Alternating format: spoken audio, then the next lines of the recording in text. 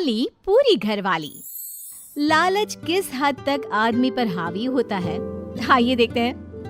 देख राधा, तुझे घर का सारा काम आता है, ये अच्छी बात है, लेकिन हमें ये नहीं पता था कि तू पढ़ी लिखी कम है और तेरी छोटी बहन की तो सरकारी नौकरी भी लग गई है। कैसी बात कर रही है माँ जी? सारी बात करके ही तो पापा ने शादी की थी। अब जब छोटी की सरकारी नौकरी लग गई है तो आप लोग ऐसी बात कर रहे हैं। ज्यादा बकबक मत करियो। हम लोगों को पता होता कि तेरी छोटी बहन की सरकारी नौकरी लगने वाली है तो तुझसे तो कभी शादी ना करवाते अपने होनहार बेटे की। अरे तो मुझ में क्या कमी है? वैसे भी आप लोगों ने तो उस वक्त कहा था कि आप लोगों को घरेलू लड़की चाहिए। तभी पति महेश आ जाता है। देख राधा, 100 की सीधी एक बात बता देता हूँ, तू जा और अपनी बहन को बोल कि उसे यहाँ रहकर अपनी कमाई हम लोगों को देनी होगी जब तक हमारे सारे कर्जे उतर नहीं जाते, नहीं तो तू अपना बोरिया बिस्तर बांध और निकल मायके। राधा पति की बात सुनकर हैरान रह जाती है। दिमाग है भी क्या आप लोगों के पास? क्या बोले जा रहे हैं? साली को घर पर रखेंगे? अरे मोहल्ला समाज क्या कहेगा? और माना पिताजी को उसके पैसों की जरूरत नहीं है, लेकिन वो अपनी कमाई आप लोगों को क्यों देगी? अरे क्योंकि हम लोगों के ऊपर कर्जे हैं, समझी? या तो तू कमा कर ला या अपनी बहन को बोल कि अपनी बहन का घर बचाना चाहती है तो यहाँ आकर रहे। सभी मिलकर राधा को घर से निकाल देते हैं। राधा भी कहाँ जाती, मायके जाकर रोने लगती है। छोटी बहन मीना कहती है, अरे क्या हो गया दीदी, कितना पैसा मांग रहे हैं? अरे अभी दे देते हैं ना, रो मत, अब तो मेरी भी नौकरी है। लेकिन राधा तो रोए ही जा रही थी। नहीं नहीं, इस बार लगता है उन लालची लोगों ने कुछ और ही डिमांड रखी है, वरना राधा इतना ना रोती। क्यों बेटी, क्या हुआ है? माँ पिताजी, इस बार जो उन लोगों ने मांगा है ना, वो सुनकर तो आप लोगों के पैरों के नीचे से जमीन खिसक जाएगी। ऐसा क्या मांगा है दीदी? तुझे तुझे मांगा है।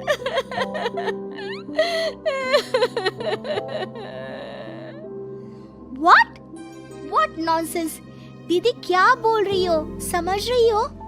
हाँ, मेरी सास ये बोलकर भेजी है कि या तो मीना अपनी सारी कमाई उन लोगों को तब तक दे जब तक उन लोगों के कर्जे खत्म नहीं हो जाते, या फिर मैं मायके में जाकर रहूं यहाँ।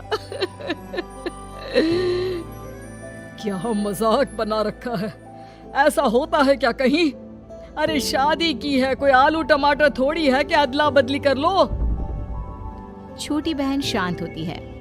माँ पिता बड़ी को समझा रहे होते हैं और वो रोए ही जा रही थी। तभी छोटी बोलती है, पापा मैं दीदी के साथ जाऊंगी। क्या पागल है क्या? अरे दुनिया क्या बोलेगी? माँ वो लोग सिर्फ मेरे पैसे चाहते हैं ना। अरे वो तो वो लोग यहाँ से भी ले सकते थे छोटी, फिर वहाँ क्यों बुला रहे हैं तुझे? माँ वो कह रहे थे कि हमें पता होता कि छोटी की सरकारी नौकरी लग जाएगी तो उसी से करवा देते उनके होनहार बेटे की शादी। हाँ, और मैं जैसे उस लपड़गंजू से शादी कर लेती। लपड़गंजू? अगर वो लपड़गंजू है तो मेरी शादी क्यों करवा दी? मैं नहीं जाने वाली वापस।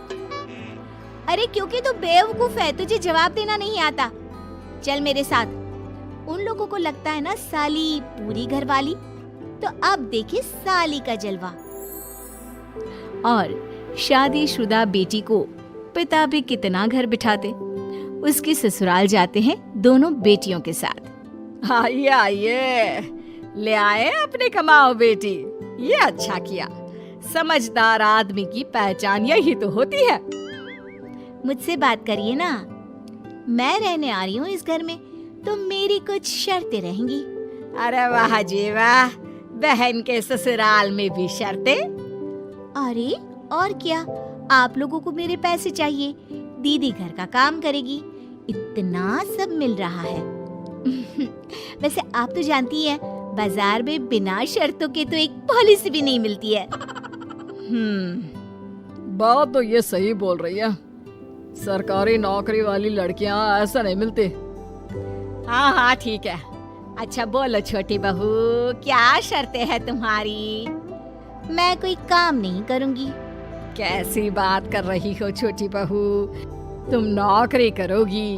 अरे लाखों कमाओगी कि घर का काम करोगी? घर के कामों के लिए है ना ये बड़ी। दूसरी शर्त, मुझसे कोई बदतमीजी से या ऊंची आवाज में बात नहीं करेगा। अरे कैसी बात कर रही हो तुम तो ख्वाबों की रानी हो। शट अप जीजाजी, साली से मजाक करना अलग बात है, लेकिन याद रहे साली बहन होती है बीवी की, और बीवी की बहन यानी आपकी बहन। माँ ये क्या बोल रही है? बहन। अरे ना बेटा, मैं हूँ ना, बात करती हूँ ना, रो मत बच्चा, रो मत। खैर, पिता दोनों बेटियों को छोड़कर चले जाते हैं।